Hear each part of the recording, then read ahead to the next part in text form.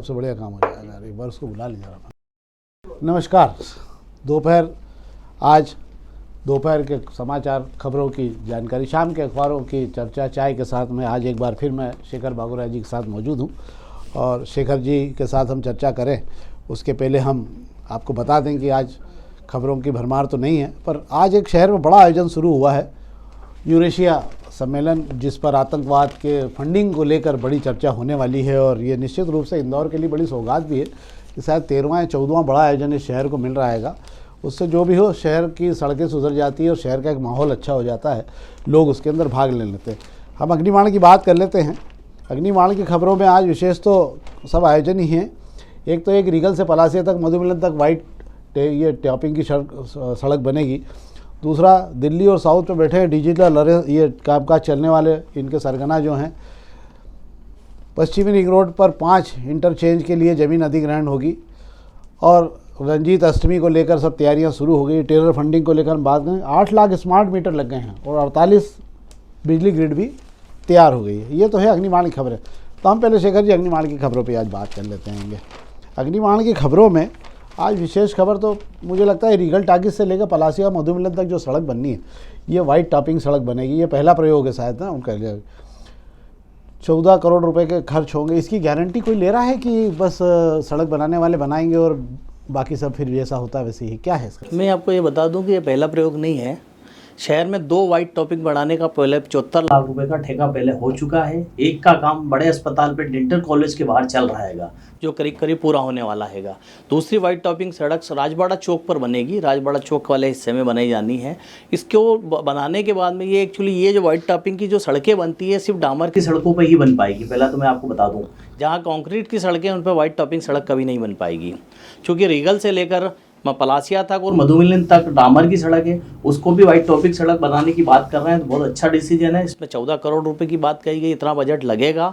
और इसकी बनी हुई सड़क की ये गारंटी है कि 5 से 10 साल तक वो खराब नहीं होगी, उसमें गड्ढे नहीं पड़ेंगे, जिस तरीके की स्थिति इस बार बनी थी। तो इसमें बजट कुछ रोका जाएगा ठेकेदार का कि नहीं, वो बना के अपना पेमेंट ले लेगा और बाद में फिर ये 10 साल बाद तो कौन किसको याद रखेगा? ठेकेदार जो इसमें पैसा जो डिपॉजिट करेगा, वो पैसा जो नगर निगम अपने पास रखेगा, उसके मेंटेनेंस करने तक 5 साल तक। अच्छा, चलो ये अच्छी बात है। नहीं तो अपने यहाँ तो क्या होता है, लोग लगा के चले जाते हैं और बाद में फिर दूसरा आगे सुधारता रहता है। एक 8 लाख स्मार्ट मीटर लगे हैं इंदौर में। ये बड़ी उपलब्धि है इंदौर के लिए। 8 लाख स्मार्ट मीटर लग गए हैं बिजली के और 48 नई बिजली ग्रिड भी तैयार है। कुछ जो है आजकल मैंने सुना है शायद कि 1-2 दिन में कुछ नए सेटअप में आपका जो है ऑटोमेटिक ग्रिड भी लग रहे हैं, ताकि जो है अपने आप ही वो संतुलन बना के रखेंगे। क्या है 48 ये मीटर लगने वाला मामला? ये स्मार्ट मीटर लगाने का काम बिजली महकमे ने किया है और बिजली महकमा इसमें कामयाब भी हो रहा है। हमने ये देखा है कि गवर्नमेंट डिपार्टमेंट जितने भी हैं, जिसमें बिजली विभाग जो घाटे में चलता था, वो अचानक बदल दी ये स्थिति, वो आ गया है कि फायदे में आ गया है। वजह ये है कि स्मार्ट मीटर, बिजली की चोरी कम हो गई है और ग्रिड नए नए लग रहे हैं और बिजली अब जाती भी नहीं है, जाती है तुरंत आ जाती है। स्मार्ट मीटर उसको कमाई को बढ़ाने का अहम रोल अदा कर रहा है। नहीं, ये तो निश्चित रूप से बड़ी उपलब्धि भी है शहर के लिए। और मुझे ऐसा लगता है कि इसके पीछे बिजली कंपनी के इंजीनियरों की अथाह मेहनत भी है कि उन्होंने जो है निरंतर, मुझे याद आता है शायद कि खजराने में और यहाँ शिवाजी ये मार्केट के पास में बड़ी बिजली चोरी हुआ करती थी, तो कंपनी ने पूरा केबल डाल दिया था। यस। और केबल डाल के नीचे से कर दिया था उसको, तो वहाँ से फिर एक यूनिट बिजली चोरी नहीं हो रही थी और वो पूरा ग्रिड का ग्रिड फ़ायदे में आ गया था। बहुत सारे मीटर बाहर भी लगा दिए उन्होंने। मतलब जहाँ उनको लगता है कि यहाँ चोरी हो सकती है, उसको लेकर नियंत्रण बहुत अच्छा किया। एक अच्छा प्रयास भी है। मुझे लगता है इसी के साथ में बिजली के बिल भी थोड़े सस्ते हो जाना चाहिए। तो थोड़ा बिजली बिल सस्ते हो जाना चाहिए, ये मुद्दा बहुत वो है। आम आदमी को सबसे ज़्यादा तकलीफ उसी से हो रही है। जब बिजली की चोरियां बंद हो रही है तो इसको सस्ती भी करना चाहिए। हालांकि चोरी कम हुई है, पर जैसा आपने कहा कुछ इलाके ऐसे हैं जहाँ तमाम प्रयोग के बाद भी, इतनी शक्ति के बाद भी चोरी बंद नहीं हो रही है। जब तक पूरे पे लगाम नहीं आ जाती, वैसा स्मार्ट मीटर, प्रीपेड मीटर लगाने की भी बात कर रहे हैं इसके अंदर, तब तक वो लगेंगे तभी बिजली मुझे लगता है कि सस्ती कर पाएंगे। मुझे लगता है उन सारे इलाकों में प्रीपेड मीटर भी लगा देना चाहिए, ताकि हमेशा के लिए झंझट भी खत्म हो जाए। और ये तो सख्ती तो होना चाहिए। चोर कहीं पे भी हो और किसी बिरादरी का हो, चाहे जहाँ से वो हो, पर उस पर सख्ती होनी चाहिए। अब हम प्रभात किरण की बात कर लेते हैं। प्रभात किरण की खबरों में एक कल की खबर पर बात जरूर होना चाहिए यार। वो वहाँ अपने BRTS में कल जो है संविधान की रैली जो है वो निकाली, संविधान के सम्मान को लेकर निकाली थी ना वो। और संविधान के धुर्रे उड़ा दिए वहाँ पे जो है, और बिल्कुल बाकायदा गाड़ियाँ फंसी पड़ी रही, एम्बुलेंस इसमें है उलझती रही, 10-12 बसें फंसी पड़ी रही।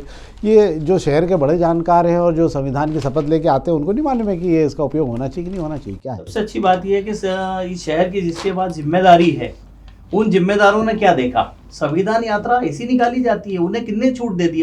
अभी मुख्यमंत्री ने ऐलान किया है कि बीआरटीएस को खत्म करेंगे। बीआरटीएस खत्म नहीं किया गया, अभी कोर्ट में मामला चल रहा है। और ये संविधान यात्रा निकाल कर क्या जताना चाह रहे हैं?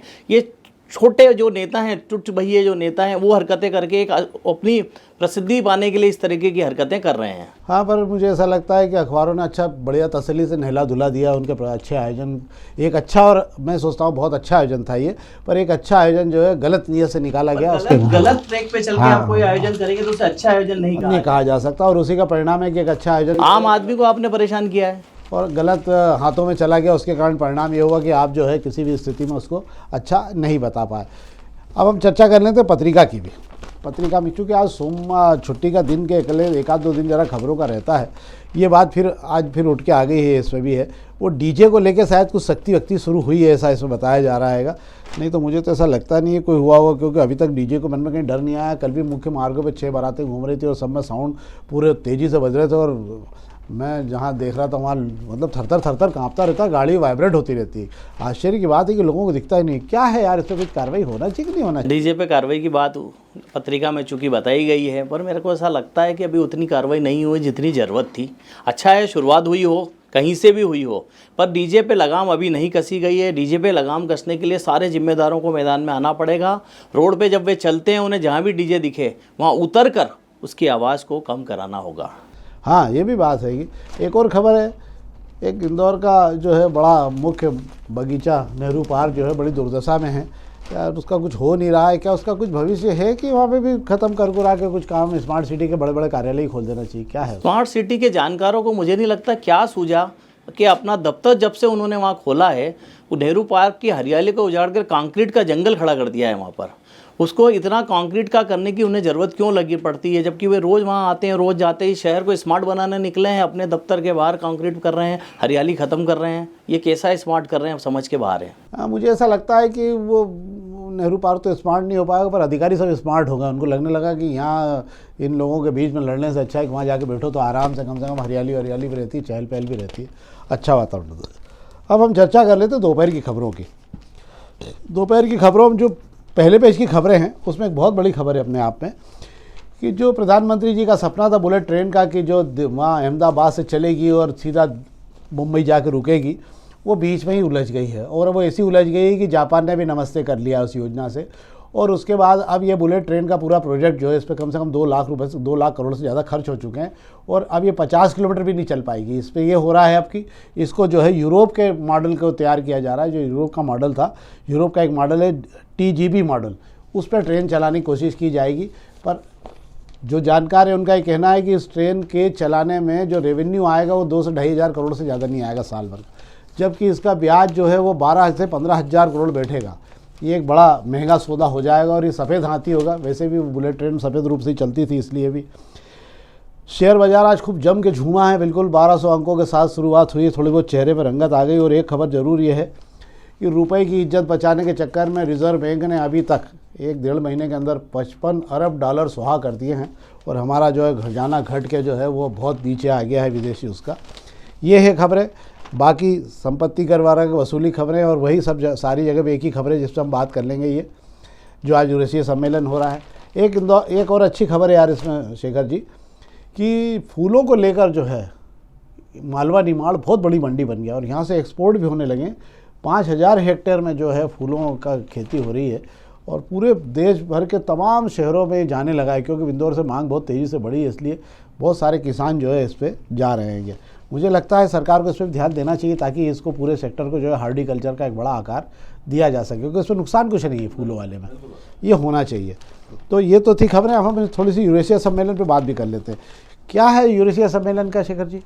टेरर फंडिंग को लेकर दुनिया भर के देश परेशान हैं। सब दूर आतंकवाद का बोलबाला है, हर देश में को इसने परेशान कर रखा है। उसी पे बात करने के लिए 16 साल बाद इंदौर बड़ा भाग्यशाली है कि देश का सबसे साफ शहर है। यहाँ पे इतनी बड़ी बैठक हो रही है, 25 देशों से यहाँ पर मेहमान आए हैं जो इस पर बात कर रहे हैं कि ये आतंकवाद को किस तरह ख़त्म किया जा सके, इन्हें पनाह देने वालों पर कैसे लगाम कसी जा सके। वो आज से शुरू हुई है, आज से विधिवत शुरुआत हुई है, 29 तारीख तक ये चलेगी। उनके आने की वजह से शहर में सफाई भी काफ़ी अच्छी दिख रही है। शहर को रोशन कर दिया गया, चकचकाट कर दिया गया, जैसा प्रवासी सम्मेलन के दौरान किया गया था। हाँ, पर हम लोगों ने, मैं समझता हूँ भारत ने आतंकवाद को बहुत करीब से देखा और बहुत कुछ खोया है हमने इस देश में। हमने लगभग 2 प्रधानमंत्री आतंकवाद के साए में खोए हैं और बहुत सारा, हम सबसे ज़्यादा नुकसान अगर आतंकवाद का किसी देश ने झेला है तो हम समझते हैं कि शायद हम ही ने झेला है। मैं एक बात को वैसे भी मानता हूँ कि इस देश को आज़ाद कराने में जो बिना हथियारों के आज़ादी दिलाई गांधी ने, उसलिए फिर भी ये देश जो है हिंसा के रूप में आगे बढ़ा है। जिन देशों ने हथियारों के बल पे आज़ादी हासिल की थी, वो सब देश आज भी आतंकवाद की आपसी लड़ाई में परेशान रहेंगे। तो ये तो थी आज की शाम के अखबारों की खबरें। अब हम कुछ राजनीतिक चर्चा कर लेते हैं शेखर जी। तो पहले, अब मैं सोचता हूँ कि पहले भाजपा के परिदृश्य में बात करें, पहले अपन इन पे चर्चा कर लेते हैं। 2 विधानसभा के उपचुनाव हुए हैं, क्या बुधनी का और विजयपुर का। तो पहले बुधनी बात कर लेते हैं। क्या बुधनी में मतलब जितने वोट से शिवराज जी जीतते थे, उसके पौवे वोट भी नहीं मिल पाए हैं। मतलब बहुत जीत के, मतलब 5 राउंड तक तो राजकुमार पटेल जो है जोर कराते रहे बिल्कुल, और अच्छे खासे, मतलब शुरू में तो लगा कि ऐसा नहीं कि बाजी पलट जाए, पर फिर भी गाड़ी खींच खांच के किनारे निकाल ली। क्या है ये सीन, क्या हो रहा है ये? बुधनी जो परंपरागत सीट रही है शिवराज सिंह चौहान की, जिन्होंने इस प्रदेश पर सबसे लंबा राज किया हैगा, और उनके रहते जब वे जीतते थे अभी वे पिछली बार 75,000 करीब वोटों से चुनाव जीते थे। इस बार का परिणाम इतने नीचे आ गया क्योंकि शिवराज जी के पास झारखंड की जिम्मेदारी थी। पहले भी वे चुनाव लड़े हैं, तब पूरा प्रदेश देखते थे, अपनी विधानसभा में कम जाते थे, तब साधना सिंह और कार्तिकेय उसे संभालते थे। कार्तिकेय इस बार टिकट के दावेदार भी थे। चूँकि पार्टी ने टिकट रमाकांत भार्गव को दिया, उन्होंने उसको स्वीकार किया और काम भी किया, वहाँ जाकर दिखाया भी, पर वो वोट में तब्दील क्यों नहीं करा पाए, इसका जवाब तो अब शिवराज सिंह चौहान संगठन को देंगे। हाँ, मुझे ऐसा लगता है कि कार्तिकेय लगे भी थे, लंबे समय से उनका प्रयास भी था कि उनको टिकट मिलना चाहिए, पर इस बार के चुनाव के परिदृश्य से साधना सिंह जी और कार्तिकेय जी दोनों ही गायब रहे। मतलब कहीं पे एक बार भी लगा नहीं। और भार्गव जो स्थापित नेता हैं भाजपा के, वहाँ के बड़े पुराने और स्थापित नेता रहे। और राजकुमार पटेल के बारे में ये कहा जाता है कि शिवराज जी के रिश्तेदार भी हैं वो, मतलब उनकी बहुत करीबी रिश्तेदारी रही, ऐसा बताया जा रहा है कि लोगों का कहना है कि विभा पटेल के थ्रू जो उनकी रिश्तेदारी काफ़ी अच्छी रही, इसलिए शिवराज सिंह चौहान जी के समाज की वोट भी काफ़ी कुछ उनको अच्छे से मिले हैं। इसका आंसर भी आया है वहाँ पर। ये तो था जो परिदृश्य दिख रहा है वहाँ का बुधनी का। हम बात कर लें विजयपुर में क्या रहा कि जो है ये बड़ा गजब हो गया कि इस समय पे, ऐसे समय में निपट गई सीट, वो भाजपा हार गई वहाँ पे। और कांग्रेस, मतलब हालांकि इसको जीतू पटवारी का चमत्कार नहीं मानता हूँ मैं कि उन्होंने कोई इसको वो उनके कारण जीती हो, क्योंकि पटवारी जी तो क्या उम्मीदवार के बाद में उनको भी उम्मीद ही नहीं थी कोई जीत पाएंगे, वो तो इस बार उम्मीद से हो गए हैं थोड़े बहुत। पर अच्छी बात है ये, पर मुझे लग रहा है क्या कारण हुआ होगा। मतलब नतीजा तो जनता जनार्दन तय करती है। जिस तरीके से दल बदलू को भाजपा ने टिकट दिया, चाहे वो मंत्री रहे हैं, उनको टिकट दिया, उसको जनता ने नकार दिया है, भाजपा के कार्यकर्ताओं ने नकार दिया है। वे भी ये देखते हैं कि जब इन दल बदलू को हम हमारी पार्टी में लेकर इनके लिए हम काम करेंगे, कल इनके खिलाफ हम काम करते थे, अब इनके लिए वे काम करना नहीं चाहते हैं।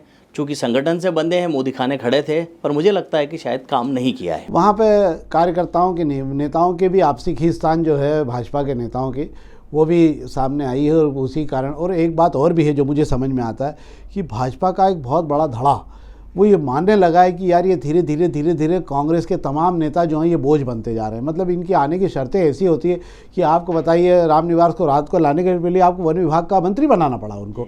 तो इस प्रकार के समझौतों से ये भाजपा की आइडियोलॉजी को लेकर नहीं शामिल हो रहे हैं, ये अपने हितों को बचाने के लिए भाजपा में शामिल हो रहे हैं। और ये सब जब भाजपा कार्यकर्ता देख रहा है तो उसको लग रहा है कि ये ऐसे ठीक नहीं होगी गाड़ी है। मतलब भूपेंद्र सिंह तो बोल चुके पिछले बार कि भले ही भाजपा इनको स्वीकार कर ले, मैं इनको सूरत देखना पसंद नहीं करता, मतलब मैं इनको किसी हाल में निरंतर मन से स्वीकार नहीं कर सकता हूँ। ऐसे में मुझे ऐसा लगता है कि भाजपा के कार्यकर्ता भी अब धीरे धीरे जो हैं, कांग्रेस के जो नेता आ गए हैं और जो समझौतों के कारण आ रहे हैं, उनको मुझे लगता है कि पूरे सम्मान के साथ, जैसे वो अंदर आए थे वैसे ही पूरे सम्मान के साथ अगली बार अगले चुनाव तक उनको बाहर छोड़ने का काम शुरू कर लेंगे। क्योंकि वो भी एक बार सफाई अभियान तो जब ऊपर से नहीं चालू होता तो मैंने देखा है कि नीचे से शुरू हो जाता सफाई अभियान। तो इस बार मुझे ऐसा लग रहा है कि भाजपा में कार्यकर्ता ही नीचे से सफाई अभियान शुरू करेंगे और जो जहाँ था जैसे थे होता है वैसे ही के वैसे ही हो जाएगा। तो मुझे लगता है कि ये तो हमारी आज भाजपा की चर्चा कर ले अपन। भाजपा में क्या हो रहा है आजकल, ये बूथ को लेकर कुछ हुआ है कि नहीं हुआ है? ये बूथ समितियां बनाने को लेकर भाजपा में चुनाव शुरू हुए हैं, क्योंकि इनको 20 तारीख तक कंप्लीट कर लेना था। पर स्थिति ऐसी देखने में आ रही है, जो इंदौर नगर सदस्यता अभियान में देश में नंबर 1 गया, वो बूथ समितियां बनाने में पिछड़ गया है। बीजेपी दफ्तर पर इस पिछड़ेपन की वजह से नगर अध्यक्ष गौरव रणदीवे इतने नाराज़ हुए हैं कि उन्होंने कार्यकर्ताओं की जो लू उतारी है। जैसे एक हेड मास्टर क्लास में शैतान बच्चों की उतारता है, होमवर्क करके नहीं लानों की उतारता है, गौरव रणदीवे ने सबकी क्लास ले डाली है और सब बंगले झाँक रहे हैं कि अब हम क्या करें। हाँ, नहीं, उनके बेचारे बहुत मेहनत कर रहे हैं। वो भी इतने चुनाव जीता दिए, अभी वो भी उम्मीद से हैं कि इसके बाद कुछ ना कुछ हुआ जाए, क्योंकि ये उनका मुझे लगता है आखिरी चुनाव हो संगठन का, जो भी होना होगा। इसके बाद में ये सारे लोग जो हैं हित का आनंद ले पाते हैं या भक्ति का आनंद ले पाते हैं तो समय बताएगा। पर ये थी हमारी राजनीतिक चर्चा, और एक बार फिर बहुत बहुत धन्यवाद आपको। देखते रहिए हर दिन सोमवार से शुक्रवार तक दोपहर की खबरें चाय के साथ। एक बार फिर मैं आग्रह करूँगा, कृपा करके अधिक से अधिक लोगों तक शेयर करिए और अधिक से अधिक लोगों तक पहुँचाइए। धन्यवाद।